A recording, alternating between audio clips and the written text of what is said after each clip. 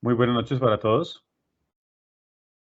El Instituto Colombiano de la Construcción con Acero les da la bienvenida a la conferencia del día de hoy, panel de conexiones sísmicas y no sísmicas con los ingenieros Luis Garza y Miguel Peralta. Agradecemos su presencia en este espacio que busca promover, fortalecer y divulgar el buen uso de las estructuras de acero en la construcción. Agradecemos a Industrias del Hierro SAS, Peralta Ingeniería SAS, Tecmo SA y Ternium su vinculación a esta conferencia como patrocinadores. Esta conferencia tiene una duración programada de 45 minutos. Posteriormente se abrirá un espacio de 45 minutos para responder algunas de las preguntas que se hayan dejado en el chat. Como siempre aclaramos, los panelistas no tienen acceso directo a las preguntas, al chat, solo a través del moderador. Al cierre de la sesión, se enviará vía chat una breve encuesta que nos ayudará a mejorar futuras sesiones y quienes la diligencien recibirán a vuelta de correo las memorias de la conferencia. Vamos a dar inicio a la conferencia, panel de conexiones sísmicas y no sísmicas con los ingenieros Luis Garza y Miguel Peralta. El ingeniero Luis Garza es ingeniero civil y maestro en ingeniería de la Universidad Nacional Autónoma de México, profesor asociado en el posgrado de estructuras de la Universidad Nacional de Colombia, sede Medellín, y profesor invitado para cursos avanzados de estructuras de acero en varias universidades del país. Ha dirigido más de 60 trabajos de grado, tanto en pregrado como posgrado. Es director del Grupo de Investigación de Estructuras de Acero de la Universidad Nacional de Medellín, de Colombia, perdón, sede Medellín, y también es consultor en patología de estructuras de acero y reforzamiento de edificios de concreto con estructuras metálicas. Por otro lado, el ingeniero Miguel Peralta es ingeniero civil, especialista en estructuras y magíster en ingeniería estructural de la Universidad Industrial de Santander, profesor de cátedra de la Escuela de Ingeniería de la UIS, es gerente y socio de la empresa Peralta Ingeniería SAS. Los dejamos entonces con ustedes. Miguel, buenas noches. Muy buenas noches, Iván. Agradecerle al ICCA por la invitación a esta charla. Nos enfocaremos a tratar el tema desde el punto de vista conceptual y desde el punto de vista del procedimiento de diseño, de conexiones, de lo que diariamente hacemos en edificios en acero. Y pues bueno, con los mayores deseos de que sea de su mayor provecho. Entonces voy a compartirles pantalla.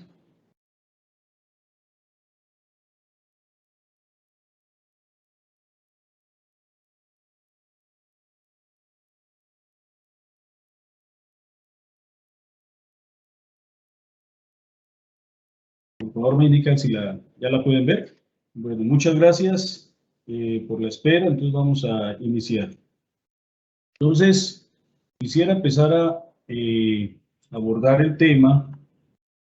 Primero, pues haciendo este anuncio. El ICCA no ejerce control sobre el contenido de esta conferencia y lo tratado en ella refleja solo la opinión del autor. Empecemos como a dar un concepto general de clasificación de las conexiones y a partir de ahí podemos razonar la manera en que se clasifican con respecto a su rigidez y a su resistencia. Entonces, tomando cualquiera de estos software comerciales o cualquier método de análisis estructural, en el que ya sea por el método matricial o cualquiera de los métodos de análisis, consideramos uniones entre miembros estructurales de dos formas, o considerándolos como nudos rígidos o como nudos simples. Un nudo rígido tiene la particularidad de que todos los miembros que llegan a ese nudo rotan con el mismo ángulo. Nunca existe un ángulo relativo entre los miembros. Por esa razón es rígido. Y una conexión simple, lo que se hace en los modelos estructurales de liberarla a momento, pues lo que estamos haciendo es evitando que los extremos del miembro que estemos analizando, por ejemplo esta viga, no exista ningún tipo de momento al llegar al apoyo. Entonces es algo que como ingeniero lo podemos determinar y de hecho pues es una de las condiciones que empleamos en los diseños estructurales en acero. Entonces aquí viene la pregunta es ¿cómo hacemos para que la conexión se comporte tal cual como lo decimos en el modelo? Valdría la pena pues tener en cuenta la siguiente consideración. Y es que hablando de forma relativa entre la conexión y la viga, si la rigidez rotacional de una conexión es lo suficientemente grande que sea capaz de empotrar la viga en la conexión, pues si se ve como algo aislado o relativo solo a la conexión y la viga, se diría que la viga podría estar empotrada en el apoyo. Quiere decir que no hay una rotación relativa entre la viga y el apoyo. Es cero. Y podría incluso lograrse un empotramiento completo. Ahora bien, si la rigidez de la conexión, de una conexión, como en este caso, es muy baja en comparación con la rigidez de la viga, pues puede pasar de que las rotaciones sean tan grandes que su comportamiento tienda a ser una conexión simplemente apoyada. Estos dos casos son muy ideales, pues que exista una conexión con una rigidez infinita de tal manera que la viga pueda empotrarse en la conexión, hablando relativamente entre la conexión y la viga, es como lo decía, pues es una condición demasiado ideal. Lo que realmente pasa en las estructuras, en cualquier estructura, tiene una rigidez determinada por sus elementos que la componen y uno podría estudiar una condición intermedia. Podríamos tener el ejemplo de esta viga que tiene está apoyada en sus extremos y que tiene una rigidez cualquiera en los puntos de apoyo, en los extremos de la viga. Y mediante cualquiera de estos métodos clásicos, en este caso tomé el método de Slope, poder determinar cómo podría variar la resistencia a momento, cómo podría variar esa resistencia requerida en el extremo de la viga en función de la rigidez del apoyo.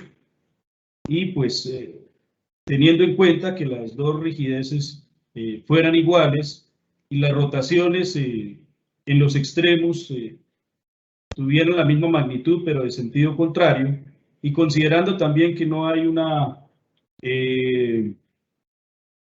movimiento relativo entre los apoyos, es decir, que este término sería cero, podríamos tener una ecuación que pudiera describir la capacidad a flexión en el apoyo. Si la rotación relativa entre el apoyo y la viga fuera cero, pues tendríamos un momento de empotramiento, W cuadrado sobre 12, y si la rotación es muy grande, tal que el momento pues es cero, en la condición de simplemente apoyada, pues tendríamos una rotación WL al cubo sobre 24i. Entonces, esta sería la línea de comportamiento de una viga con una carga distribuida, uniformemente distribuida y con cualquier rigidez en los apoyos. Entonces, lo complicado es determinar una rigidez intermedia. O sea, eso nos lo da precisamente la conexión. ¿Cómo es la conexión para saber qué tanta rigidez puede restringir en el extremo de la viga y así pues poder tener una resistencia requerida por momento? Entonces, podría uno pensar diversos tipos de conexiones. Para lo que quiero explicar, pues tomemos una conexión de placa extremo tipo flush, en la que los conectores se ubican internamente entre las alas, entre los patines del perfil. Y pues se podrían variar el diámetro de los pernos, el tamaño de las placas, la separación entre el brazo que generan los pernos, etcétera, y revisar cómo sería el comportamiento de esa conexión en cuanto a su rigidez. Podrían hacerse ensayos de esa conexión, medir la rotación relativa con respecto al apoyo, a la conexión. Si no hay rotación relativa, que es algo muy difícil de lograr, entonces aparecerá una rotación que indicará que la conexión no empotra totalmente la viga en ella. Y por el contrario, esta deflexión es excesiva, quiere decir que la conexión no tiene la suficiente rigidez y tendrá un comportamiento un poco más cercano a ser una conexión simple. Entonces se podría hacer una gráfica de momento versus rotación, y esta pendiente determinaría la rigidez de la conexión. Entonces ya podemos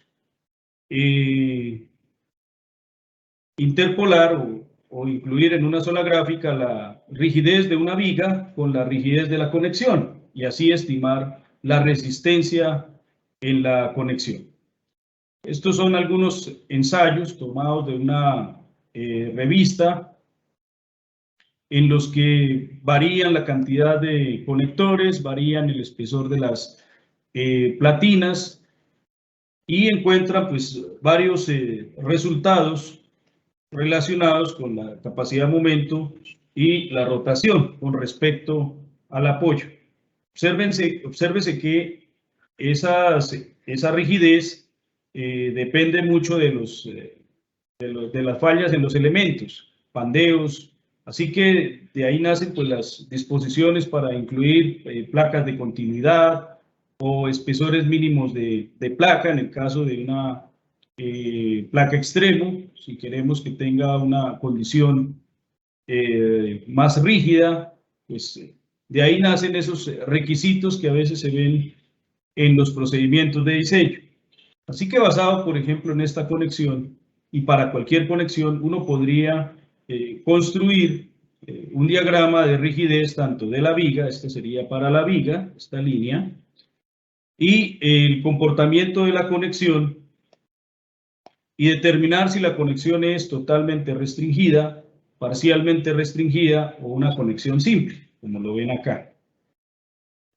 Una conexión totalmente restringida, para este caso, podría ser que su rigidez tenga una pendiente tan alta que se acerque al momento de empotramiento. Si la cantidad de momento que pueda sostener la rigidez de la conexión supera el 90% del momento de empotramiento en la viga, pues podría decirse que esta conexión es totalmente restringida y es una conexión a momento. Y en el caso extremo, en que una conexión sea simple, es porque las rotaciones son muy grandes en comparación con la resistencia a momento, en este caso por debajo del 20% del momento de empotramiento, se considera que esta conexión es simple. Pero para lograr estas dos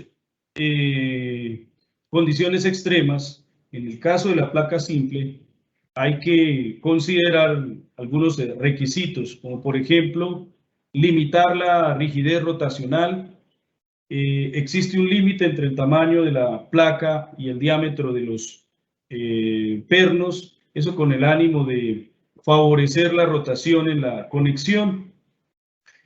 Otros temas relacionados con el espacio entre la viga y la cara en este caso, este ejemplo, y la cara de la columna para que se permita la rotación, etcétera. O sea, hay varios requisitos que se deben cumplir para que la condición de apoyo simple pueda darse sin ninguna dificultad. Ahora, en el otro extremo, que tenemos la conexión totalmente restringida, pues hay variación entre un tipo de conexión y otra dependiendo de la rigidez de sus elementos y cómo estén funcionando los conectores. Supongan que en lugar de que los patines estén soldados acá directamente, que es como la condición que mayor rigidez podría dar, no muy usual porque tocaría hacer soldaduras de campo y no nos gustan por temas de calidad, podría pensarse en hacer una conexión en la que estas aletas estén soldadas a la columna y uno colocar a la viga intermedio entre las aletas y en las aletas instalar pernos acortantes. Pues esta conexión debería ser a deslizamiento crítico, una conexión en la que por fricción no permita el deslizamiento de la placa con respecto a los patines de la viga, porque en el momento en que lo haga, pues perderé rigidez y ya mi conexión no será totalmente restringida. Pues esto me da para pensar de que realmente las estructuras que diseñamos son un poco más flexibles del resultado de un modelo, porque el modelo estructural estoy diciendo en el análisis que los miembros que llegan a esos nudos son rígidos, tienen 100% de efectividad en su rigidez, pero en la vida real resulta que la rigidez puede ser un tanto menor. Eso depende del tipo de conexión que estemos usando. Y hay una condición intermedia que son conexiones parcialmente restringidas en la que de manera, es decir, con toda la intención se hace que se instalan, por ejemplo, ángulos en los patines con la capacidad de deformarse para que tengan una limitada resistencia a momento. Pues lo complicado de estas conexiones parcialmente restringidas es calibrarlas en un modelo estructural. Si regresamos al modelo que les mostré inicialmente, ¿cierto? Pues muy seguramente si cambiara esta conexión a que sea una parcialmente restringida, ¿cierto? Con algún tipo de rigidez en el extremo, pues la distribución de las fuerzas internas en mi pórtico se verá afectado, ¿no? Y el asunto es cómo calibrar el tipo de conexión que voy a usar con respecto al modelo. Eso en cuanto a las conexiones parcialmente restringidas. Entonces, ya teniendo la forma de clasificar las conexiones, ya sabemos que son tres tipos: conexiones simples, parcialmente restringidas y totalmente restringidas. Pues empezamos ahora a revisar cuáles de esas conexiones no hacen parte del sistema de resistencia sísmica o no son diseñadas de acuerdo a los requerimientos de sismoresistencia y cuáles sí deben cumplir con esos requerimientos. Estas son conexiones sin requisitos de las provisiones sísmicas de la ISC. Es el documento ISC 341 o el mismo capítulo F3 de nuestro reglamento NSR en Colombia. Se pueden diseñar este tipo de conexiones solamente con la especificación de la ISC 360, es decir, con el capítulo de nuestro reglamento F2 de NSR. En la tabla A3 de nuestro reglamento NSR está la clasificación de los sistemas estructurales que podemos usar en Colombia. Y aparece la nota 5 en la que se permite diseñar naves industriales en una altura máxima de 20 metros y que no pertenezcan al grupo 5, únicamente empleando los requisitos de la especificación de la ISC, es decir, empleando el F2 de nuestra norma NSR. Así que pues esto le viene bien a nuestras estructuras relacionadas con naves industriales, porque podemos diseñar estructuras más livianas y competitivas. Conexiones sísmicas en pórticos resistentes a momento. Tenemos las conexiones precalificadas de acuerdo al documento AISC 358. Este documento pues trae ya unos procedimientos establecidos de acuerdo a una serie de ensayos que hizo el AISC, y garantiza que si usted sigue correctamente a cabalidad ese procedimiento, pues va a tener un resultado de conexión que cumple con los requisitos de sismoresistencia. En este enlace, luego que reciban las memorias de este panel, podrán descargar este documento AISC 358 en español. El ICCA hizo la tarea de traducirlo con permiso del AISC. Por otro lado, en Colombia tenemos también conexiones precalificadas. Solo pues aquí las muestro, no vamos a hablar de ellas. Pero también en este enlace, en el mismo de publicaciones del ICCA, podrán encontrar un resumen de las conexiones que se han ensayado en Colombia, y también está el proyecto de ensayar algunas más adelante. De acuerdo al sistema de resistencia sísmica, en este caso vamos a hablar de los pórticos resistentes a momento. Tenemos pórticos resistentes a momento con capacidad de mínima disipación de energía, pórticos resistentes a momento con capacidad moderada de disipación de energía y pórticos resistentes a momento con capacidad especial de disipación de energía. Al final les presentaré un resumen de requisitos para pórticos resistentes a momento tomado de la tabla 4.1 del manual de sísmico del AISC. Entonces, la forma de diseñar una conexión desde el punto de vista de sismoresistencia es por capacidad. Aquí están las fuerzas que intervienen en el diseño de la conexión.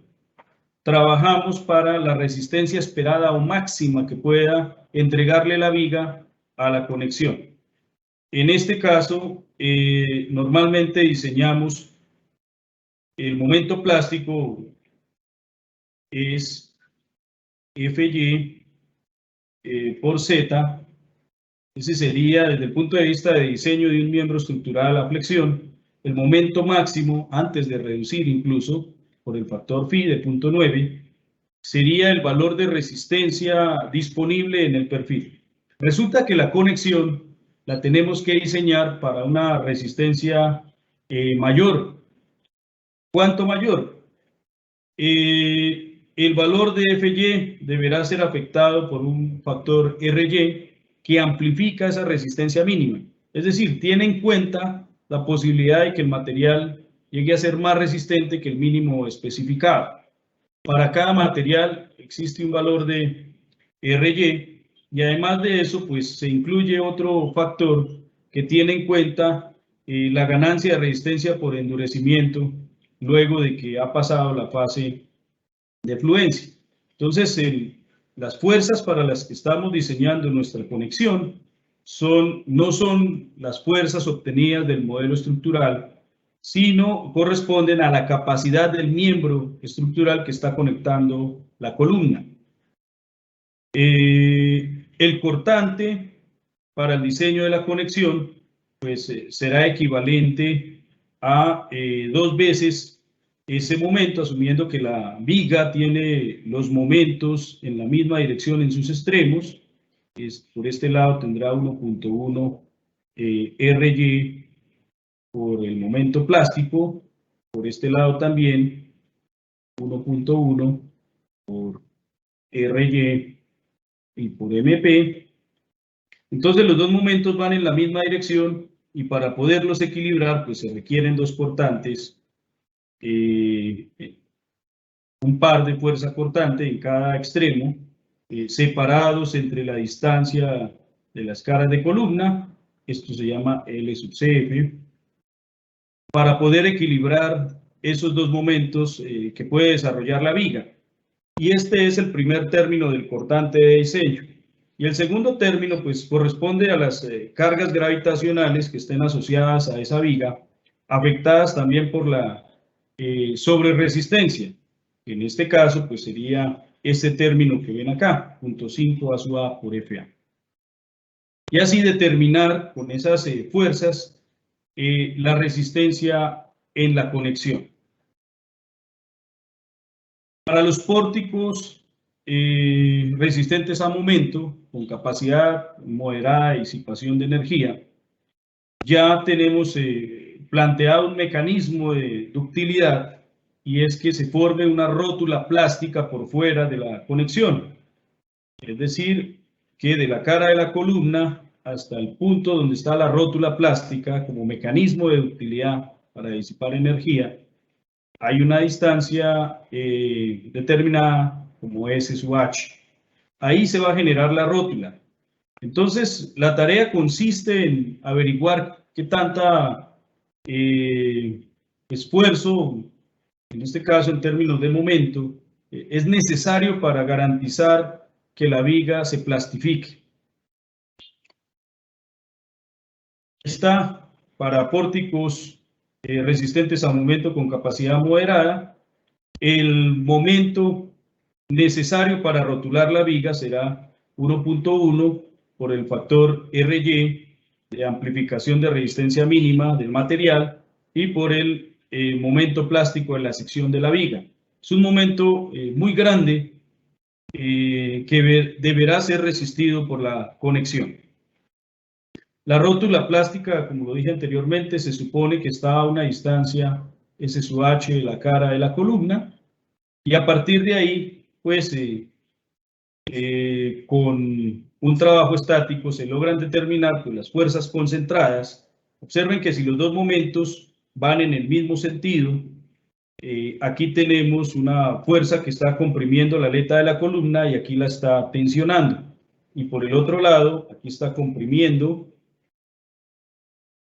la columna y aquí está tensionando la columna. Así que el esfuerzo cortante que hay en esta zona, en la zona de panel, también será uno de los estados límite que tendremos que evaluar cuando estemos haciendo nuestro procedimiento de diseño de conexión. Esas fuerzas son equivalentes a tomar este momento y dividirlo entre el centro de gravedad de las aletas del perfil, y se trabajan como una fuerza concentrada llegando por lado y lado de la columna. El cortante de diseño con el que vamos a diseñar la conexión, de la misma manera como lo vimos en la diapositiva anterior, corresponde a el equilibrio por ese par de fuerzas cortantes debido a que los dos momentos van en la misma dirección. Si analizamos esta viga, por ejemplo, los dos momentos en la rótula tienen la misma dirección, por lo tanto el par de fuerzas va en sentido contrario, equilibrando esa intención de rotación del miembro. Y ese cortante corresponde, aquí faltan dos veces el momento en cada extremo de la viga, dividido entre la longitud entre las rótulas plásticas. Por un lado de la conexión va a favor las cargas gravitatorias y por otro lado va restando, van en sentido contrario esos dos cortantes. Tenemos pues los pórticos resistentes a momento con capacidad de disipación de energía especial, que básicamente en cuanto a análisis se parecen, son iguales, por así decirlo, que los pórticos resistentes a momento con capacidad moderada, salvo que en lugar de emplear este valor como 1.1, como en el caso anterior, este coeficiente tiende a ser un poquito mayor y se calcula como FY más FU sobre 2FY y no debe superar 1.2. Esto es para considerar la zona en la que el acero nuevamente tiene una ganancia de resistencia por endurecimiento, luego de que ha pasado la etapa de fluencia. Entonces, como ven, el diseño de la conexión, de una conexión sismo resistente, se desarrolla por la capacidad máxima que pueda entregar la viga a la conexión y no se hace revisando las fuerzas internas en el modelo estructural. Es un diseño totalmente aparte. Vean que no depende de R, depende es de qué tanta momento importante es capaz de entregarle la viga a la conexión. Entre más grande coloque la viga, pues mayor serán las fuerzas que debo atender en el diseño de la conexión. Muy bien. Último, pues quiero mostrarles acá solamente para dejarles como un resumen tomado de la tabla 4.1 del manual sísmico, algunos requisitos para cada uno de los sistemas, ya sea con capacidad especial de disipación de energía, capacidad moderada de disipación de energía y capacidad mínima.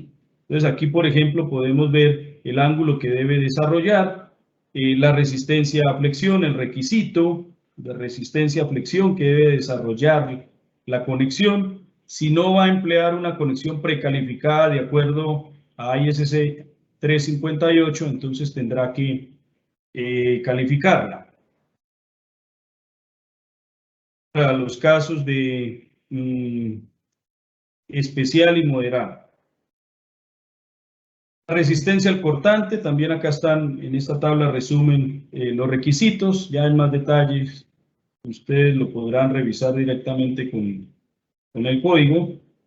Resistencias de la zona de panel, hay algunos requisitos que no están en F3, en las provisiones sísmicas, es decir, es suficiente con que se revisen con la especificación, como estos en la zona de panel, directamente solo se mirarían con la especificación, es decir, con el F2 de NSR.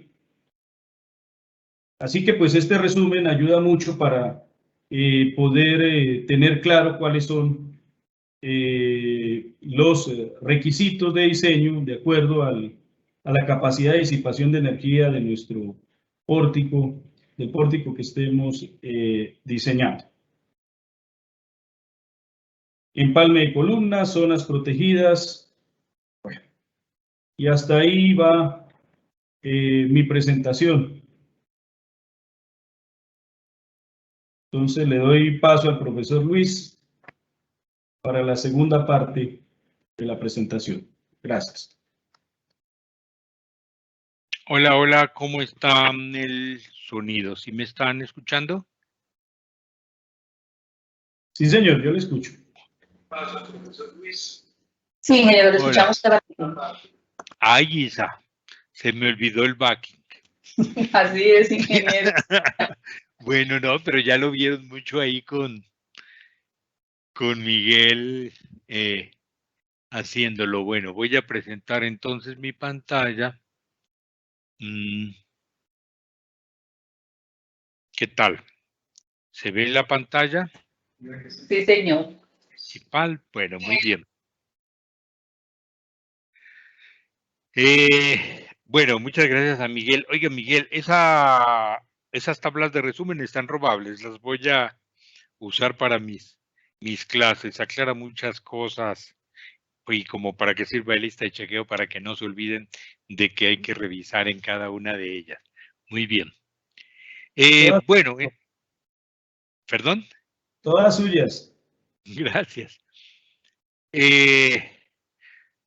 Bueno, ante la inquietud de los organizadores de establecer la diferencia clara de conexiones sísmicas y no sísmicas, porque hay mucha confusión, todo mundo piensa que todas las conexiones deben ser precalificadas y ya Miguel aclaró cuándo sí se necesita que sean precalificadas y cuándo no. Espero que haya quedado claro para que no se enreden mucho con eso.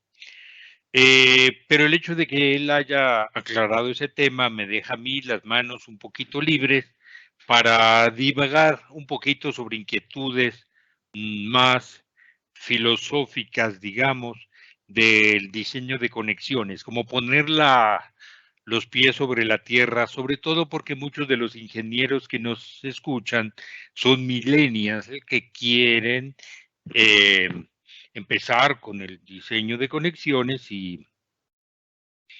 o están empezando con el diseño de conexiones y su principal preocupación es cuál programa uso. Yo aquí voy a hablar de dos programas que yo creo que pueden representar el general porque son los que conozco y los que utilizamos en la oficina. Legales, advierto. Pero es más tratando de generalizar conceptos que pueden ser útiles para tener criterio, para tomar decisiones sobre qué programa es válido o no. Y hablemos de la legalidad, no del software, sino de utilizar ciertas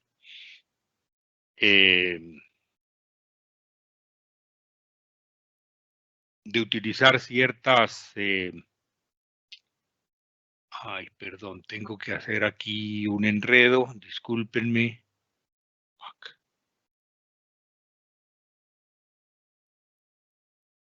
Aquí está de nuevo. Entonces, perdón, paso esta pantalla para acá porque la moví y no me está dejando mirar mi estatus en el Teams. Muy bien, entonces les decía que quiero empezar poniendo los pies sobre la tierra sobre cuáles enfoques de diseño tenemos para las conexiones. Y eso sin contar las conexiones intuitivas que llamamos conexiones de hacedor de rejas, como dijo hace poco un estudiante mío, sino las, digamos, que sean razonables. El primer enfoque de diseño es utilizar el criterio de las normas. El criterio de las normas en general es un enfoque de diseño simplificado, relativamente sencillo y sobre todo intuitivo, en el que las conexiones se separan en zonas que se diseñan independientemente. Es decir, que una placa de cortante es un voladizo, pero que también trabaja, bueno, precisamente a cortante, pero también trabaja flexión. Entonces se le analizan todos los estados límites. Y así sucesivamente, un atiesador puede ser una viga, considerarse una viga que trabaja flexión en un momento dado, etcétera. Cada elemento de la conexión se modela como un miembro de comportamiento predecible. Bueno, dentro de nuestra ingenuidad o buena fe, creemos que eso es posible. Vamos a ver que no estamos tan mal con esas hipótesis. Se deben analizar todos los estados límite posibles para cada elemento por separado, para cada elemento de la conexión, quiero decir. Y la otra importante es que se puede aplicar el teorema del límite inferior de la mecánica del medio continuo. Quizá no todos los ingenieros estructurales estén familiarizados con el teorema del límite inferior. Esto es algo que se utiliza mucho en mecánica de suelos y ahí se conoce como los teoremas de colapso plástico. El primer teorema de colapso plástico dice que de todas las distribuciones cinemáticamente admisibles, la real corresponde a la que tenga el factor de seguridad menor. Y el segundo teorema dice que de todas las distribuciones de esfuerzos estáticamente admisibles, la real será la que conduzca al factor de seguridad mayor. Ya estarán pensando, sobre todo los que ya me conocen, que estoy desvariando y yendo demasiado lejos con el rigor académico. Pero no está mal de vez en cuando esgrimir algunos teoremas para que los asistentes crean que el ponente sabe. Pero al final me gusta llevar esto a palabras sencillas, a hacerlo con plastilina. Y lo que esto significa, este teorema, en términos coloquiales es: ingeniero, no sea ingenuo, no sea soberbio, la naturaleza sabe más que usted. De todas las distribuciones de esfuerzo que a usted se le ocurran, la naturaleza va a encontrar o sabrá una mejor que dé mayor resistencia que la que usted tiene. Usted puede calcular la capacidad con cualquier sistema estáticamente admisible, por supuesto, pero la naturaleza encontrará uno que funcione mejor. Y esto lo vamos a aplicar en lo que vamos a hablar. Cuando hablamos de modelos de elemento finito, que es el segundo enfoque de diseño, estamos hablando obviamente de distribuciones de esfuerzo estáticamente admisibles.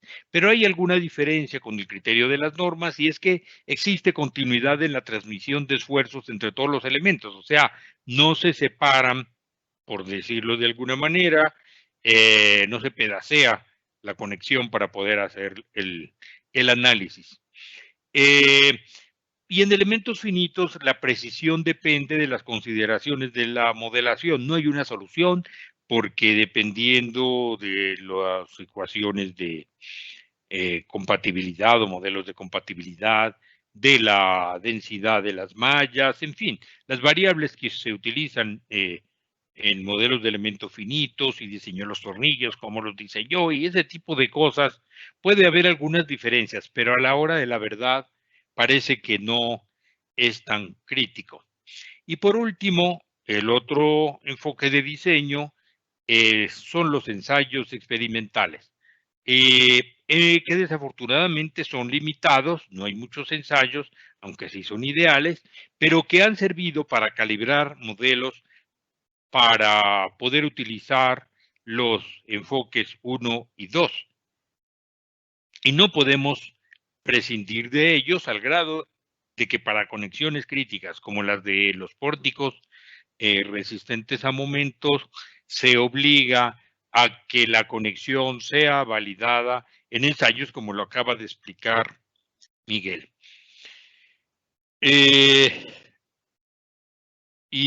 Pero miren que es curioso, se validan las conexiones con ensayos experimentales, como decíamos, de las conexiones precalificadas, pero después el procedimiento de revisión que tienen todos esos procedimientos de diseño se refieren a los estados límites de la norma, o sea, se revisan con el criterio 1. O sea, ya para validarlos y ver que estén bien del ensayo que ya fue validado, que sí funciona, se regresa a la 1. Entonces todo está interrelacionado, no es que todo esté feo. El enfoque 1 de la norma, decía, tiene la ventaja de que es un sistema intuitivo, que es muy fácil de programar en hojas de cálculo tipo Excel, y eso nos encanta a los ingenieros. De hecho, mis estudiantes en cursos tienen que obligarse a desarrollar sus propias hojas de Excel. Por supuesto, no falla el que se la piratea de otro colega, pero la idea es que usted, cuando hace una hoja de cálculo y usted la hace con ciencia, sabe lo que está haciendo y manejando el criterio de ingeniero para tomar decisiones cuando la programa. Estos enfoques de la norma son los utilizados por programas, por ejemplo el RAM Connection, que es el que conozco, seguro hay muchos más, pero que le entregan incluso un listado de todos los chequeos referidos a cada ecuación de la norma, numeral de la norma, etcétera, para que usted tenga la confianza de que está siguiendo los criterios de la norma. Pero hay que revisarlos con mucho criterio. Hay algunas cosas o algunos sistemas que son conexiones, perdón que lo diga, de programador, que se entusiasman y todos lo meten en una hoja de cálculo, en un programa de cálculo, y las personas creen que las conexiones que están en esos programas son válidas o son prácticas o razonables. Esta es una conexión que alguna vez en algún curso me compartieron algunos estudiantes en un grupo de chat, o fue un amigo, ya no recuerdo, y no sé, o sea, ¿será que de tanto ver conexiones a mí me parece que es evidente que esta conexión no puede funcionar porque está conectada a un lado de una columna y que en ese punto se vuelve muy flexible? Si yo le aplico una fuerza a esta columna de lámina, casi que del espesor que sea, o a menos que sea demasiado gruesa, si le aplico una carga aquí, esta cara se va a deformar de esta forma. Tienen que sentirlo, jugar con una cajita y darse cuenta que esta conexión es, por decirlo menos, ingenua. Ya no puede conectarlo así. Ah, pero el programa lo trae. Aquí está en el programa y dice, hágale. Y el ingeniero que no tiene el criterio o no se rasca la cabeza un ratito o no juega con cajitas para ver si esa conexión es viable o no, pues pasa derecho, le mete los parámetros y ya está.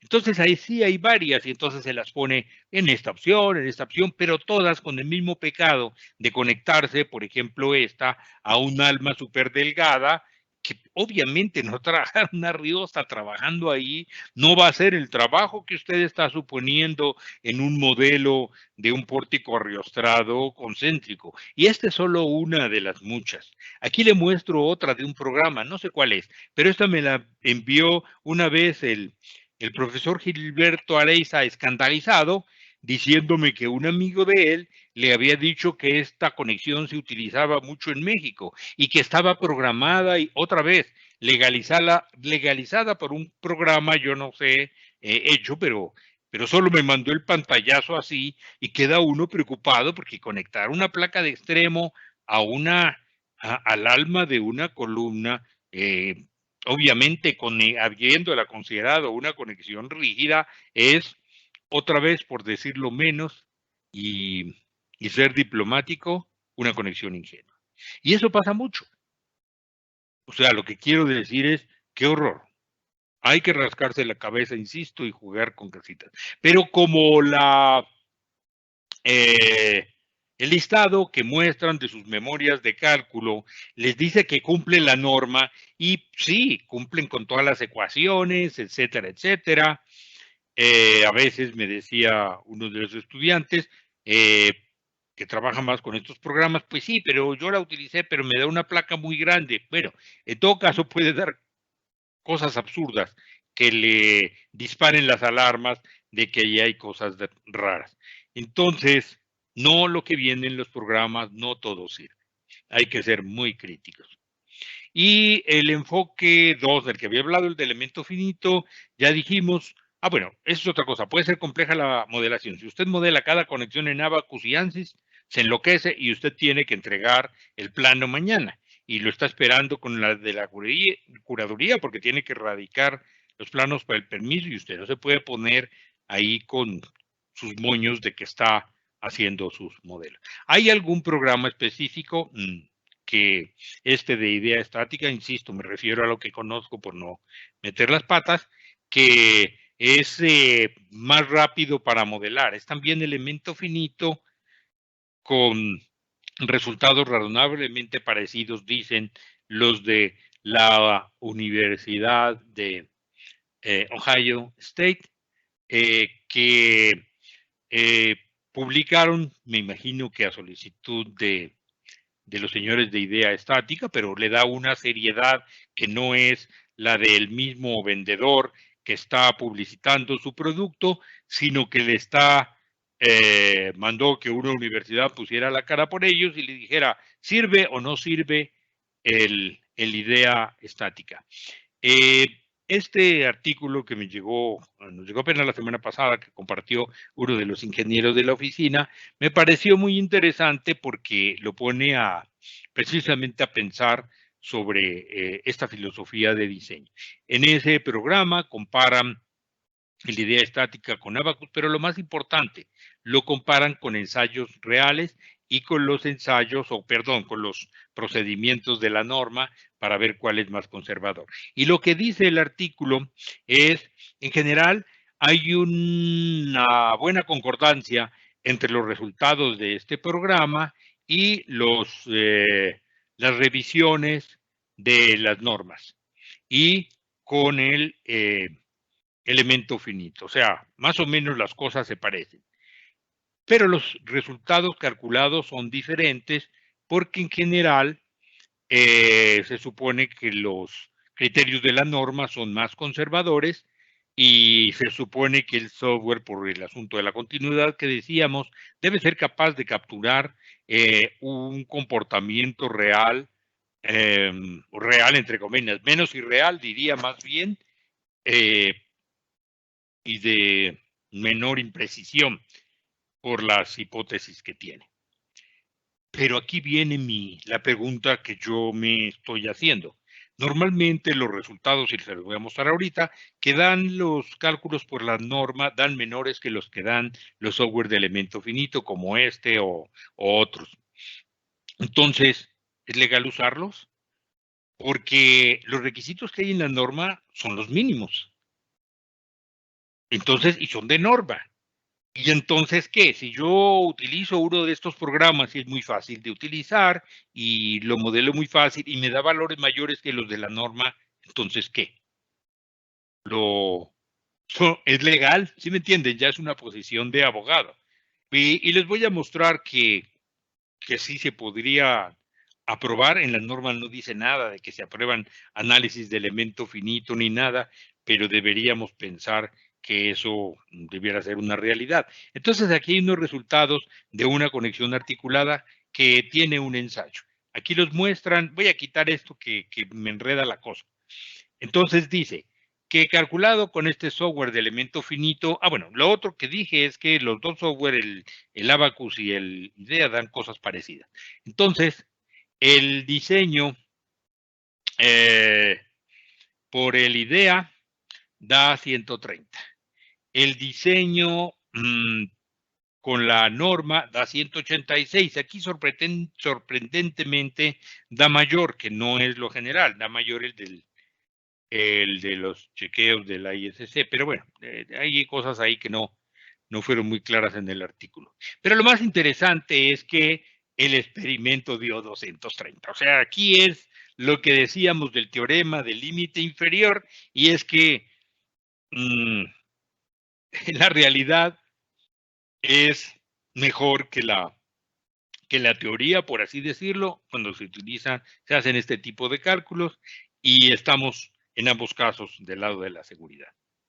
Y el otro caso que muestran es un muy conocido ensayo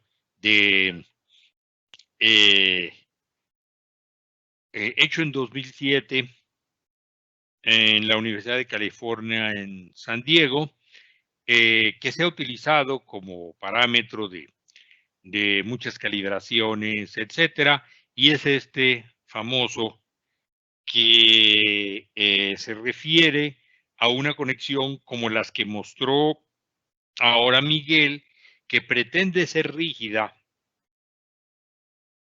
y que incluso la rigidez está cuestionada porque mire que empiece a fluir donde se despega la pintura, primero en la zona de panel que en la zona en donde está articulada. Entonces, la primera inquietud es, ¿esa conexión es rígida? Y los resultados o cómo tiene en cuenta el software esa característica que les voy a pedir que vean de nuevo. Miren la deformación relativa entre las aletas y los cubreplacas, que se presenta porque los pernos están perpendiculares a la aleta, porque tiene que deformarse el tornillo hasta tocar el borde de la perforación y luego meterse y dentarse un poquito desde el borde de la perforación, y eso implica que la conexión no sea tan rígida.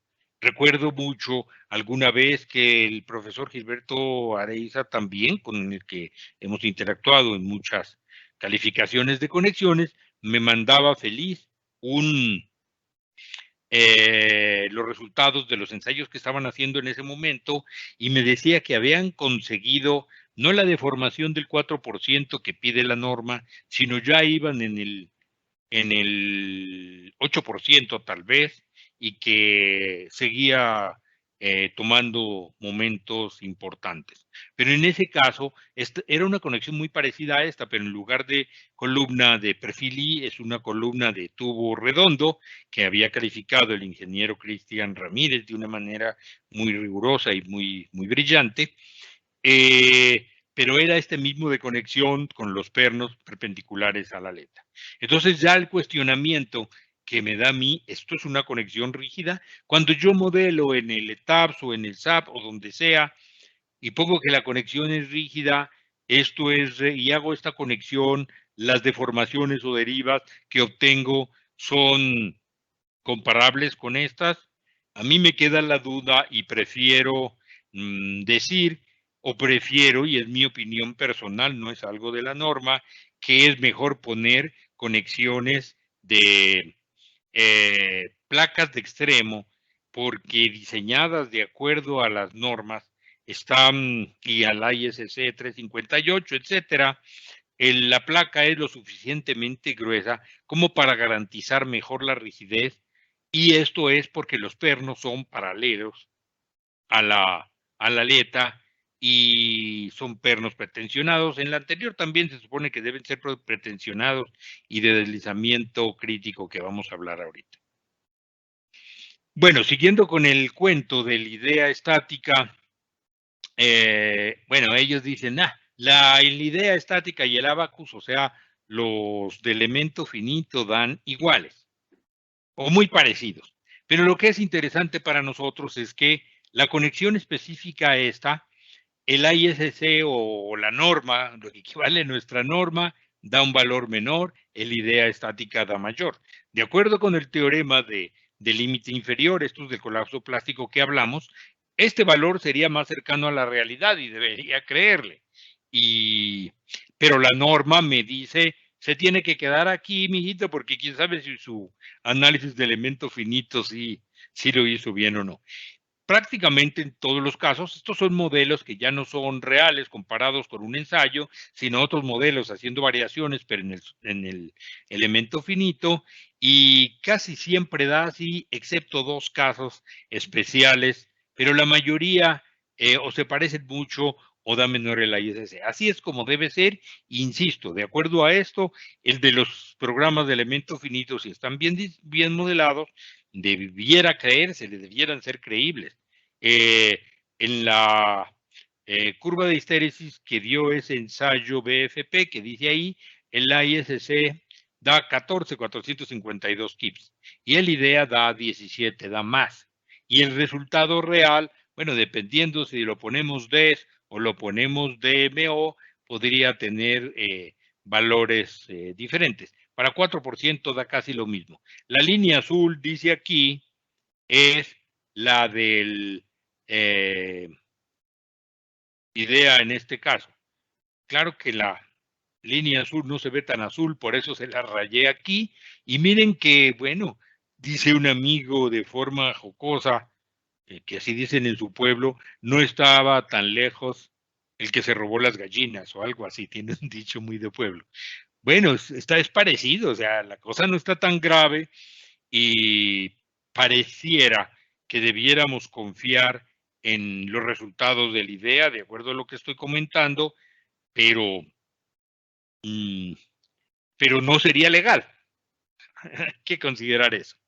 Listo, voy a terminar rápidamente con otra perlita, que es lo de los requisitos para conexiones pernadas del sistema de resistencia sísmico. De acuerdo al F3, debo decir, las del que solo aplica el F2, como esas conexiones de R igual a 1.5, no necesariamente tiene que cumplir con esto. Pero los requisitos que sean pernos de alta resistencia, conexiones tipo aplastamiento, con esta consideración, que son conexiones de deslizamiento crítico. ¿Y qué es una conexión de deslizamiento crítico que antes llamábamos pernos tipo fricción? Miren este enredo. ¿Qué no le paramos bolas por enredado y porque no sabemos. Dice que para que las conexiones del sistema de resistencia sísmico tienen que tener un coeficiente de fricción mínimo de superficies clase A. ¿A? ¿Y qué es A? Que sea una superficie sin pintar, aunque no tiene que estar granallado ni con sandblasting, o que sí sea granallada o con sandblasting, pero que se le aplique una pintura clase A. ¿Qué es una pintura clase A? Una pintura que tiene un mu o módulo de fricción, el de Coulomb, de más de 0.3. Cuando le han preguntado a su proveedor de pinturas si su pintura es clase A o B, yo lo he hecho, pero por supuesto no tienen idea. La mayoría de ellos son ingenieros químicos que dominan mucho las esdrújulas, acrílico, epóxico, no sé qué, pero de clase A no tienen mucha idea. Entonces dice, pintura que cumpla con esa clase A o más, pero debe ser granallada o con sandblasting. Y si es galvanizado, debe tener una rugosidad inducida. O sea, después de galvanizado hay que darle cepillo y hacer algún tratamiento para que sea más rugosita, excepto en placas de extremo. Vamos a volver a esto enseguida. Entonces, las conexiones de los sistemas de resistencia sísmico y los pernos que sean de fricción, que casi no se utilizan sino en puentes, deberían ser con estas consideraciones. Y no lo sabemos. Lo que estoy diciendo aquí es que dice, bueno, déjela sin pintar, así no la granalle, le pone una cosita como la que ponen los pintores de coches para, o los que hacen rótulos, etcétera. Y mi posición antes era, bueno, póngale anticorrosivo, no le ponga esmalte, este es esmalte, con esmalte, no le ponga esmalte porque el esmalte es muy lisito. Entonces, el anticorrosivo parece un poco más reducido, déjelo en anticorrosivo. Pero el anticorrosivo, ¿cuál anticorrosivo es pintura clase A?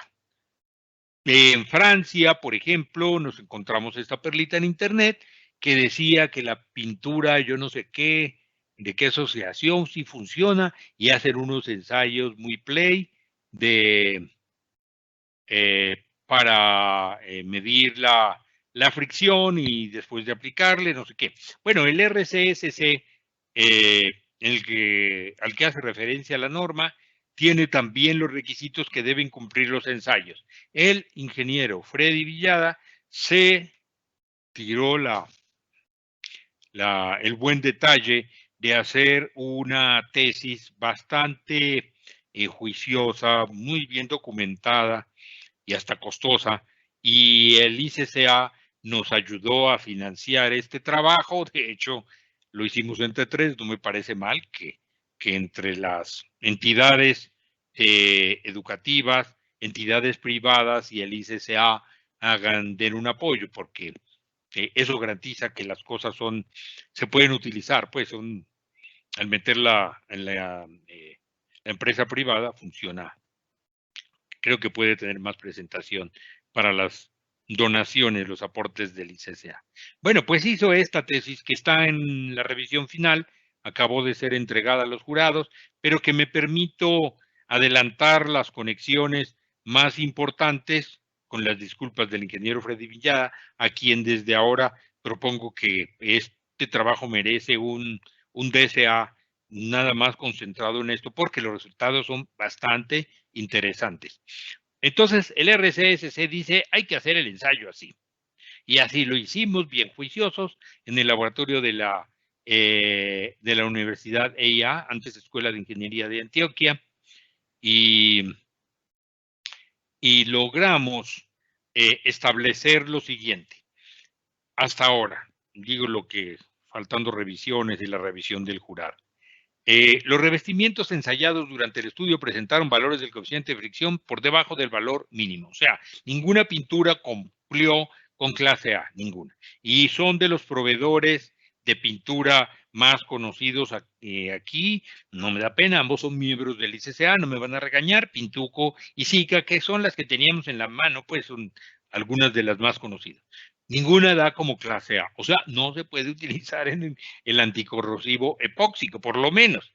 Entonces, no se recomienda su uso para juntas de deslizamiento crítico. No, qué embarrada. Ahí sí como dicen aquí, me bajaron el carriel. Entonces, lo único que nos queda es que las zonas de conexión deben quedar despintadas. Pues miren el enredo en el que estamos ahorita, porque esta es una estructura que se construyó hace 2 años y que está en un estado de corrosión espantosa porque seguimos la norma. Mira, que no se pinte porque es para que sea clase A. Y después de 2 años que no se ha podido montar, eso está en un estado de oxidación que seguramente cuando lleguen a la obra, que espero que nos quiten ese estorbo en algún plazo corto,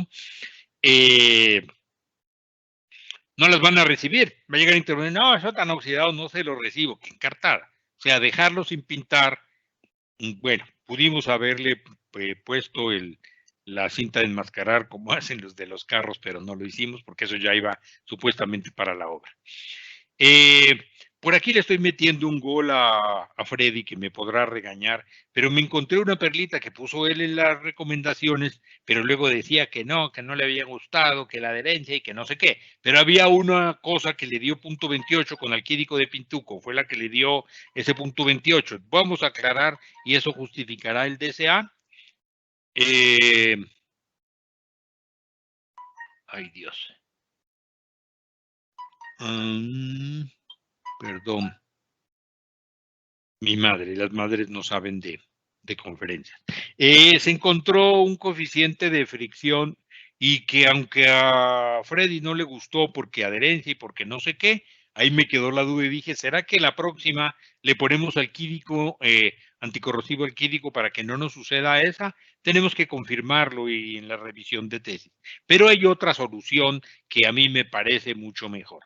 No utilice conexiones que tengan los pernos perpendiculares a las aletas o a las placas de conexión, porque esas son las únicas conexiones que necesitan deslizamiento crítico. Las placas de extremo, como las que mostré ahora que les dije, mejor esta, no necesitan, no son deslizamiento, no necesitan cumplir con deslizamiento crítico. Entonces, siempre que hagamos bridas, placas de extremo y cosas así, y ahora estamos haciendo un detallado que me parece bonito en la oficina para aplicar esto y que las riostras sean siempre con bridas y no con este tipo de conexiones de riostras que necesitan, porque así le sacamos el cuerpo a este chicharrón y no vamos a tener problemas de garantía. Y para terminar, solo quiero compartir con ustedes todas estas disquisiciones tan sesudas del ingeniero Miguel y todo este descreste de teoremas y no sé qué relación tienen con lo que se está haciendo en la calle y que vemos todos los días. El ingeniero Rodrigo Delgado me envió esta que cae de su peso, pues que es una chambonada.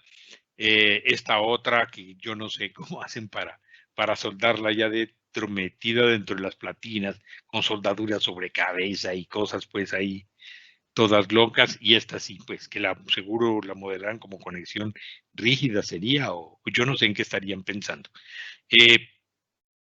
¿Será que nos complicamos mucho la vida? ¿Que los señores que hacen rejas saben algo que nosotros no sabemos?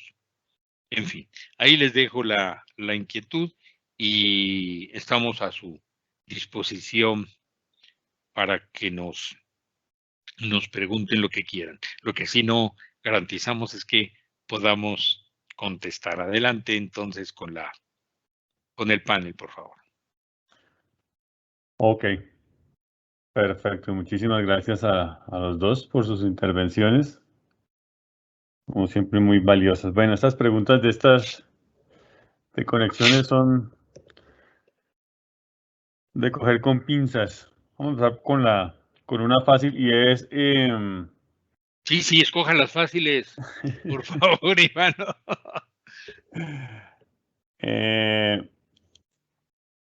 Luis, ¿nos puedes recordar el título del artículo comparativo del software idea estática?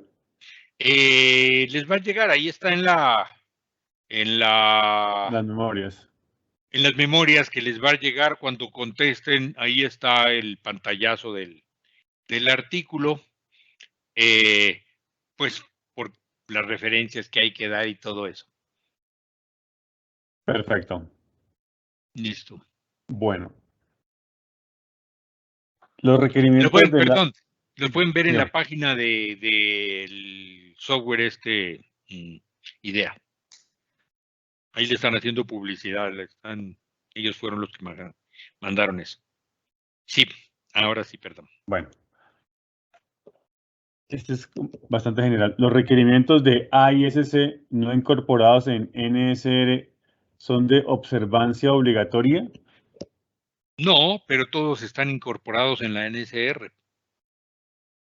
Pues nuestras normas son una traducción, nos parece muy bien lograda, de las normas AISC, o creemos que fue así por todas las revisiones a que fue sometida, pero le hemos añadido algunas pocas cositas de cosas que son de uso propio que no hacen en Estados Unidos. Perfecto. Para efectos de una correcta modelación estructural, ¿qué factor de zona rígida en los elementos se debería asignar si se desea modelar una conexión rígida? Ah, esa sí le toca a Miguel, es de Millennial. Listo, hablan de sus modelos, Miguel. Bueno, definitivamente, pues si estoy considerando nudos rígidos, pues escoger la conexión que más se acerque a un comportamiento rígido, en este caso, pues también recomiendo usar la conexión tipo placa extremo o end-plate, pues dentro del criterio de lo que uno puede observar es la que mejor puede manifestar una muy buena rigidez. Y en el caso de la conexión simple, pues importante garantizar todos los requisitos de ductilidad rotacional, de no incluir soldaduras en las placas, que a veces se ve mucho en las obras, mezclar pernos con soldaduras, cosas de ese tipo, sino seguir a cabalidad las limitaciones dimensionales para poder garantizar el comportamiento de conexión simple.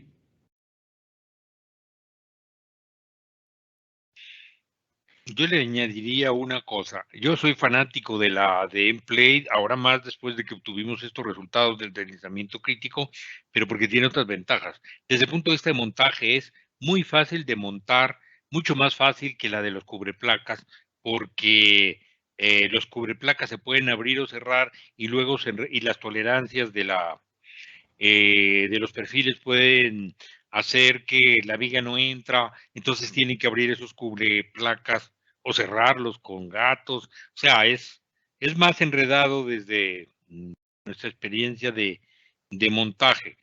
Pero, y la otra ventaja de la placa de extremo es que es un fusible. O sea, si usted puso es una viga de un PRM y usted quiere que se le genere, pretende que se le genere el fusible en la viga y después del sismo desatornilla esa viga, ahí tiene los planos de fabricación, la hace nueva, la pone y el edificio le queda 0 kilómetros. Es como cambiar un fusible. Tiene también ese encanto, me parece a mí.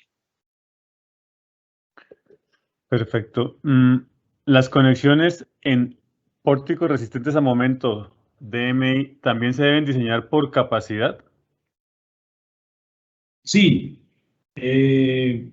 definitivamente todos los tres sistemas estructurales, ya sea capacidad de disipación de energía especial, moderada o mínima, salvo que cumpla con la nota 5, que es para naves industriales, en la que explícitamente dice que únicamente con el uso del capítulo F2 podría diseñarla, debería cumplir, si es una edificación, un edificio que esté en zona amenaza sísmica baja y cuya capacidad de disipación de energía sea mínima, la conexión viga-columna debe ser diseñada por capacidad. Ok. Esta otra. ¿Es correcto extrapolar el concepto de naves industriales a las casas de un piso para poder utilizar un R = 1 y diseñar los elementos con el capítulo F2. ¿Quieres que conteste eso que es muy frecuente, Miguel? Sí, por favor, profesor Luis. Sí, si es una cubierta liviana, a eso se refiere con naves industriales, como parecidas a naves. Si es un piso y la cubierta es una teja liviana, sí se aplican los mismos conceptos. Pero si lo que hay es una losa de azotea, no se puede aplicar ese concepto. Ok, claro. ¿Cuál sería la forma correcta de conectar una riostra en un sistema estructural arriostrado concéntricamente cuando en el nudo de la columna justo se encuentra su eje débil? Bueno, si el sistema pertenece a, digamos que sea diseñado para una capacidad mínima, moderada o alta, pues hay que considerar que la riostra se diseña para una capacidad esperada, es decir, lo máximo que pueda desarrollar, ya sea en compresión o en tensión. La entrega de esa fuerza, pues, a una columna por el eje débil, pues la componente horizontal es muy grande y si el ancho de la columna, del alma, se convierte eso como en un sistema simplemente apoyado sin ningún tipo de rigidez en el alma de la columna y por lo tanto es muy difícil garantizar esa transferencia de carga. Yo pensaría que si no hay otra opción, tendría que incluirse alguna serie de placas que transfieran esa fuerza a las aletas de la sección en I, que realmente son las que podrían resistir fuerza cortante en esa dirección. Pero si va conectado directamente al alma, consideraría que no se podría tener una muy buena garantía de comportamiento de entrega de carga. De acuerdo totalmente con Miguel. Incluso, ¿están viendo mi pantalla? Sí. Bueno, me voy a permitir poner en un dibujito lo que dice Miguel y estoy buscando aquí el modelo para poder mostrarles la alternativa. Esta, por ejemplo, es la que dice, tengo fuerzas ahí, tengo fuerzas aquí, para acá, compresión, tensión, perdón, por aquí, y actuando sobre una lámina delgada eso no va a funcionar. Lo que está diciendo Miguel, y creo que podría aplicar, es que se le ponga una plaquita aquí, un atiesador, lo mismo otro atiesador debajo, si se lo alcanzan a imaginar, que sirvan para trasladar la componente en esta dirección de la fuerza, trasladársela aquí a las aletas, que es donde tengo la rigidez. Y eso es lo que le está faltando a este criterio de diseño. Incluso en esta, por ejemplo, yo tendría que llevar las fuerzas idealmente a la zona rígida, que podría ser esta, a ver si se la imaginan cómo estoy tratando de ponerle una abrazadera, un diafragma exterior a la columna para que, aquí es donde lleva la doble línea, un diafragma exterior a la columna, esa misma ponérsela, replicarla aquí abajo por lo menos, y en una de esas hasta con otro anillito por aquí en medio, parecido, que sirva para tomar esas fuerzas y trasladarlas y poner a trabajar esa cartelita como una viga con 2 o 3 apoyos, porque la rigidez, o sea, donde tiene que llegar el esfuerzo finalmente es a esta cara, porque como dije hace un momento, aplicarle fuerza a esto no tiene ningún sentido porque se deforma. En cambio, si llevamos la fuerza, ese atiesador que estoy dibujando, lo llevamos hacia que llegue la fuerza aquí y ojalá que fuera gradual y la entrega aquí en este punto, suena mucho más razonable, físicamente más específico. Y sí, aquí, por ejemplo, le hubiera puesto esas riostras y nadie hubiera criticado esta conexión. Bueno, perdón por los dibujos.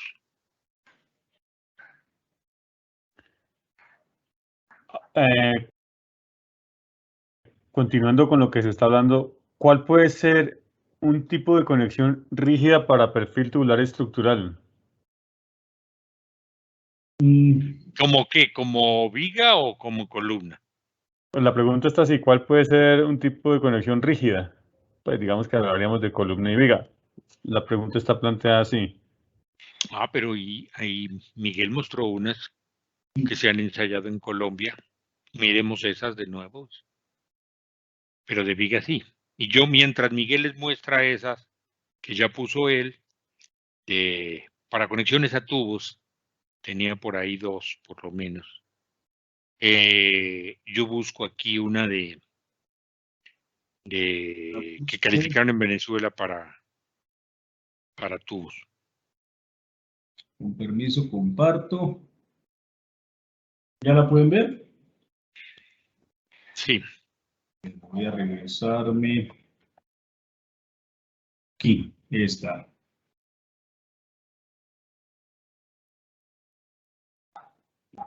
Bueno, voy a mostrarla por ahora por acá.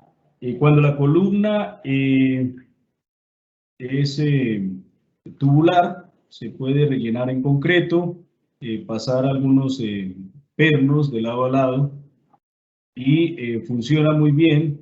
De hecho, pues un documento que me compartió el profesor Luis, del profesor Barma, muestra algunas conexiones a momento con esta, que están por fuera de las que actualmente están en ISC 358, pero que funcionarían muy bien para hacer una conexión viga-columna resistente a momento. Pues, otra manera es empleando un diafragma externo, tal como lo ven en esta imagen, y también pues el objetivo es transferir las fuerzas por las alas a través de este diafragma, de tal manera que la columna se distorsione en su sección lo menos posible, es decir, que no hayan esfuerzos concentrados en las zonas libres de las caras de las columnas. No sé ahí cuál. Eso serían como las 12 tipologías. Otra sería pues que el diafragma quedara por dentro, es decir, que quedara el nudo separado y un tramo de columna por encima, un tramo de columna por debajo y que la placa atravesara totalmente entre las aletas del perfil, digamos, partiendo la columna en 3 pedazos, el tramo inferior, la altura del nudo y el tramo superior. Pero la idea es generar un diafragma o un medio de transferencia, como lo vimos en el análisis del nudo. Voy a regresarme un poquito, lo que está es por acá. Cuando tenemos dos momentos al lado de la conexión que van en la misma dirección, pues las fuerzas tienen un solo sentido, de traslado de un lado a otro. Así que pues, como lo decía, aquí al lado izquierdo, esta fuerza estará en compresión y al lado derecho de la conexión estará en tensión. Pero debe existir una forma en la que se pueda transferir esa fuerza para dar continuidad en el nudo y que no se concentre en la cara del perfil PT. No sé si el profesor Luis quiere agregar algo más. Sí, por complementar la pregunta, yo tengo aquí una conexión que precalificaron en Venezuela, me parece muy interesante, la hemos utilizado en algunos proyectos para complementar, o sea, si la columna estuvo, lo que está diciendo Miguel es cierto, pero si la viga fuera tubo también, y algunas veces nos ha tocado, porque cuando las vigas del pórtico resistente a momento no tiene manera de arriostrarlas a la distancia mínima que dice la norma, puede ser más práctico utilizar vigas en tubo que tienen unos requisitos de arriostramiento para pandeo lateral torsional menos estrictos. Entonces, aquí están viendo esta conexión de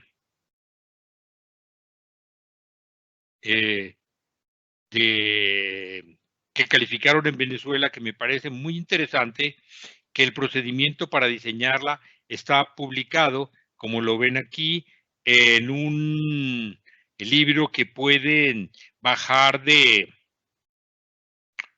Amazon, lo venden en Amazon, así digital, lo descargan, es muy barata, vale 50,000 pesos, del ingeniero Freddy González. Se lo recomiendo porque es una conexión muy seria, incluso para efectos de ilustración, les digo a mis estudiantes, lo usamos en el reforzamiento de una estación de ferrocarril que es patrimonio, como dicen, patrimonio histórico y no sé qué, y en el que precisamente, miren, no hay de dónde, no íbamos a pegar las riostras de esa tapia o bareque, y nos tocaba lidiar con vigas de en cajón, y bueno, se ve linda, y con los tornillos a la vista dentro de un patrimonio, edificio patrimonio histórico, queda, uno está contento. Listo. Bueno, muy bonitas esas imágenes. Habiendo aclarado el tema de conexiones que aplican al sistema de resistencia sísmica y cuáles no, ¿es posible combinar pernos con soldadura en conexiones que no aplican al sistema de resistencia sísmica? Tengo entendido que bajo NSR, que cuando aplican al sistema de resistencia sísmica no son permitidas. Esta fue una experiencia reciente de quien pregunta. ¿Qué dice Miguel? Bueno, ¿Le toca o me toca? hay que tener en cuenta que una conexión empernada tiene una rigidez diferente o acomodamiento a una soldadura. Una soldadura tiende a ser más rígida. Yo lo que pienso es que imaginen dos placas que están unidas de esta forma mediante pernos. Estos pernos acortante, y al lado y lado de la placa supongan que se instala unas soldaduras longitudinales a las placas. Entonces, uno pensaría que hasta que no fallen las soldaduras, hasta que no se venza la rigidez de las soldaduras, que es mayor, los pernos no actuarán, la conexión empernada no actuará, porque precisamente los agujeros tienen una albura, hay una albura al diámetro estándar, y hasta que no exista esa acomodación de esos agujeros, pues los pernos no podrán comportarse como una conexión por aplastamiento. Sin embargo, pues a veces me pongo a pensar qué pasaría si la conexión se pretensionara, es decir, que ya el efecto de la fricción entrara a trabajar, pues entonces ya sería una rigidez muy parecida, aunque limitada con respecto a la soldadura, y en el sistema de resistencia sísmica, pues creería que sería inapropiado combinar soldaduras con pernos, trabajando para una misma fuerza. Totalmente de acuerdo con lo que dice Miguel. Y lo complementaría yo así. Para que los pernos trabajen se tiene que haber roto la soldadura. Pero debo hacer una aclaración. Esto es lo que dije ahora y que dice no sumar capacidad de pernos con soldadura. Listo. Pero tengan en cuenta una cosa, que no pueden compartirse las resistencias en la misma línea de la fuerza. Pero si están en otra línea de fuerza, les voy a poner, están viendo la pantalla, ¿verdad? Sí. Sí, Iván. Ah, bueno. Sí. Voy a ponerles una columna así, voy a ponerles una conexión así, digamos, una viga así, por ejemplo, y una riostra.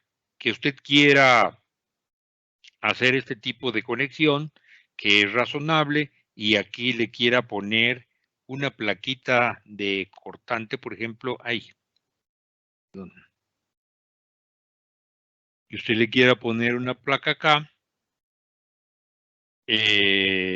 una plaquita de cortante porque quiere que sea pernada.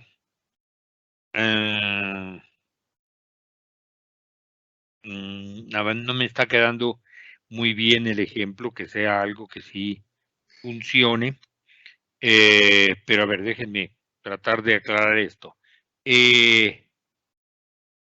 Si hay soldaduras en esta dirección, pero todas las conexiones en esa dirección son soldadas, y en esta dirección todas las conexiones son pernadas, no hay problema. Es válido.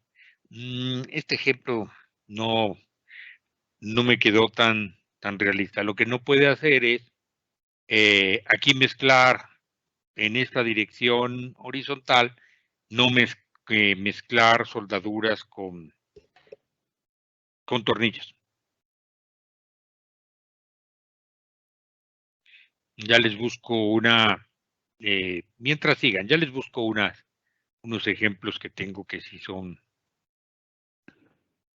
algo más lógico que lo que estoy mostrando aquí. Esta otra pregunta. Dado que las estructuras de acero se diseñan para una deriva de 1.43%, ¿es estrictamente realizar los chequeos de diseño del panel?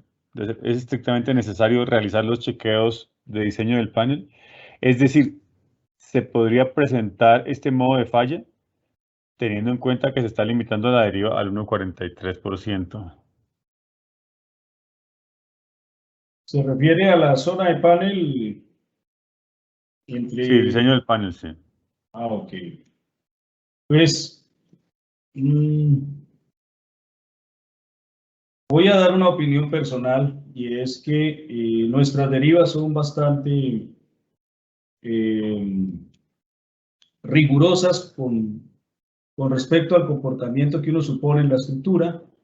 El hecho de que uno suponga que los extremos de la viga van a presentarse rótulas plásticas, pues eso va asociado a que habrá una deformación completa del pórtico de pronto mayor que la que nos da el resultado del análisis estructural. En ese caso, pues tendríamos que hacer el proceso inverso, revisar y devolvernos a determinar cuál es el valor de R para que esa fuerza que empleamos como elástica, pues sí nos dé una compatibilidad con las deformaciones del pórtico y con las deformaciones del panel. Pero desde el punto de vista del diseño de la conexión, normativamente tenemos que diseñarla para la capacidad de la viga, y eso pues incluye la revisión del panel. Porque no sé si con esas derivas tan rigurosas que tenemos, pues la estructura en realidad sí logre ese nivel de comportamiento a un punto de rotulación, como es el que suponemos. No sé qué opina, profesor Luis. Sí, yo también he reflexionado mucho sobre eso y aquí les estoy mostrando, perdón que me atrase, pero miren, aquí está bien, mire, todas estas conexiones son soldadas. Era la que quería poner, pero esta conexión en la dirección roja, las conexiones son soldadas, y en la dirección, voy a ponerle qué color que se vea, azul, y en esta dirección, en la dirección vertical, todas las conexiones son pernadas. O sea, sí pueden convivir pernadas con soldadas, pero insisto, no en la misma dirección. Y aquí hay ejemplos muy claros de estos. Miren, aquí están pernadas y en la otra dirección son soldadas. Bueno, ahí está lo que quería mostrarles. Ahora, relacionado con la zona de panel, como vieron ustedes en el videíto que les puse, siempre es posible que la zona de panel plastifique si tiene un espesor limitado. En disipación de energía especial, eso sí se controla, no se permite que haya ductilidad, y uno casi que podría decir que se obliga, así haya que poner refuerzos, placas de enchape, en la zona de panel no haya afluencia, de tal manera que las deformaciones correspondientes a la zona de panel no ayuden mucho. Pero la resistencia hay que revisarla de todas maneras. En DMO, usted puede dejar que haya una fluencia relativa, o sea, pequeña en las zonas de panel, pero igual tiene que cumplir la resistencia. Calcular las derivas con deformaciones de zona de panel, habría que hacer modelos muy completos que consideren la zona de panel como un shell para que las distorsiones se manifiesten. Entonces, la forma, digamos, fácil de hacerlo, me parece a mí, es hacer su modelo con conexiones rígidas y materializar esa conexión rígida poniéndole zonas de paneles fuertes para garantizar que no van a influir en la deformación y no encartarse con eso. Es decir, el control de las deformaciones no garantiza que la resistencia de la zona de panel deba ser revisada, y en mi concepto, si usted la revisa siempre, no tiene que ponerse a pensar mucho sobre eso. O sea, refuerzo de la zona de panel sí es importante desde mi punto de vista. Bueno, ya nos toca ir cerrando la sesión. Esta última pregunta, ¿por qué no se ensayan conexiones para DMO? Pueden llegar a ser menos costosas que las conexiones DES. Bueno, me toca a mí por ser responsable de los... Oiga, ya que uno está haciendo el gasto de ensayar una conexión, de una vez se la mete toda, porque las DMO acá abarcan, las DES abarcan la DMO. Y cuando algo no funciona bien y no le califica como DES, pues ya se echa el dolor y dice, bueno, utilícela para DMO. Más o menos esa es la tendencia de hacer. Pero habría que tener una base de conexiones. Es limitada el número de conexiones que tenemos. Y diría yo, gastarse esa platica en DMO, de una vez para DES, que sirve para las dos. Piensa uno, es un criterio de economía, pero algunas están calificadas para DMO, pero porque no pasaron. Ok. ¿Qué es una conexión de deslizamiento crítico en palabras coloquiales? Una condición de deslizamiento crítico es que, perdón, se los hago con muñequitos para no tener enredos. Bueno, voy a rayar aquí vea, aquí estaba estudiando lo de la teoría y un ejemplo, pero me alargaba mucho la cosa. Pero una conexión de deslizamiento crítico es que precisamente lo que decíamos, si yo voy a unir dos placas y le pongo dos pernos, así, debo hacer la conexión primero pretensionada. Pretensionada quiere decir contención a lo que dice la norma de eso, de la tabla de conexiones pretensionadas, es decir, súper bien apretada, digámoslo.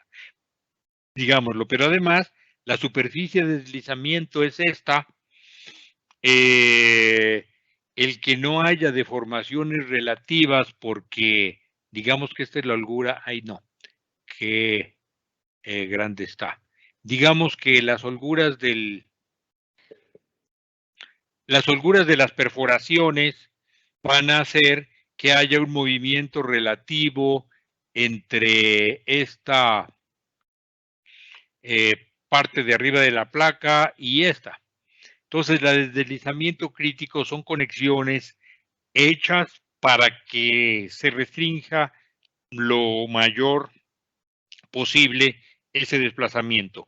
Pero cuando las llevamos al nivel de toda la capacidad de la viga, como se mostró en el video, que ya se les está forzando a su máxima capacidad, como lo vieron, esas conexiones de la BFP que les mostré, o de los cubreplacas, estaban realizadas, construidas como deslizamiento crítico, o sea, con fricciones mayores de 0.3, con pretensión en los pernos, con todos los fierros. Es decir, que no se muevan mucho.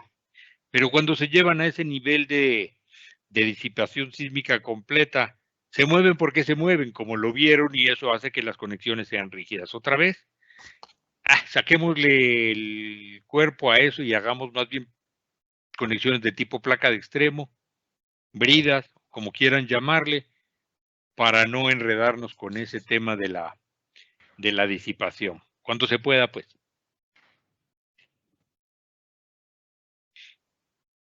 Bueno, ahora sí, ya por tiempo ya nos toca terminar. Ya son las 7:45. Bueno, los 350 asistentes de hoy, más un gato. ¿Cómo se llama el gato, Luis?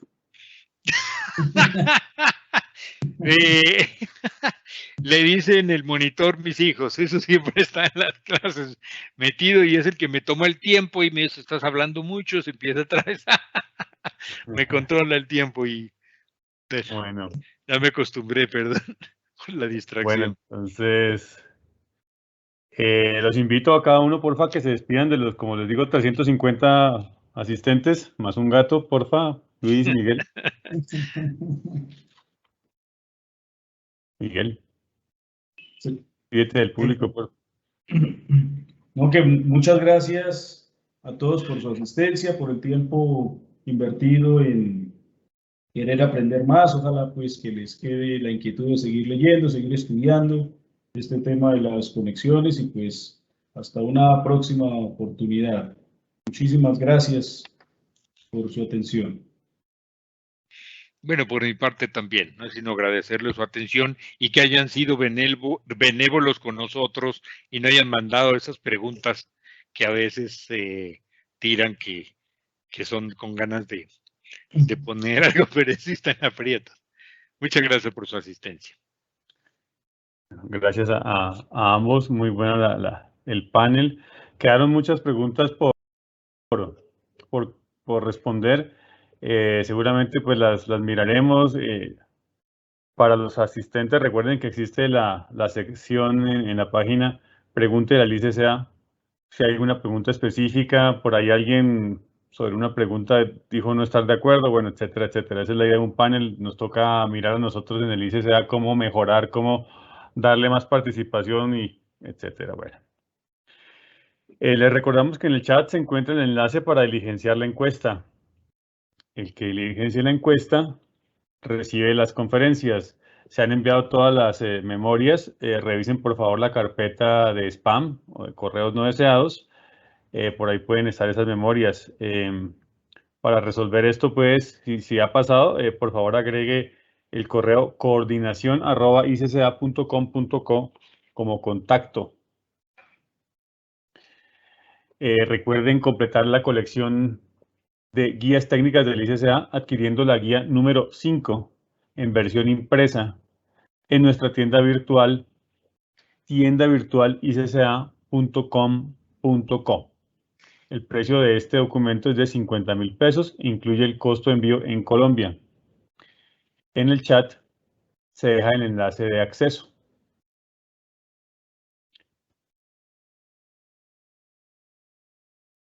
Muchas gracias por su amable asistencia. El ICCA agradece a Industria del Hierro SAS, Peralta Ingeniería SAS, Tecmo SA y Ternium su vinculación como patrocinadores. El ICCA abrirá una convocatoria para que se postulen los artículos de las diferentes secciones de la revista Construcción con Acero. Los artículos elegidos serán publicados en futuros números y próximamente les estaremos compartiendo las condiciones de participación. Para el próximo jueves 25 de noviembre a las 6 de la tarde tendremos la conferencia, el panel sobre naves industriales con los ingenieros René Jacir, Rodrigo Delgado y Edgar Barrera. Pues ya dijimos lo de las memorias, les llegan a vuelta de correo. Regístrense también en la tienda virtual del ICCA, donde podrá adquirir todo el material técnico y además inscribirse a próximos eventos.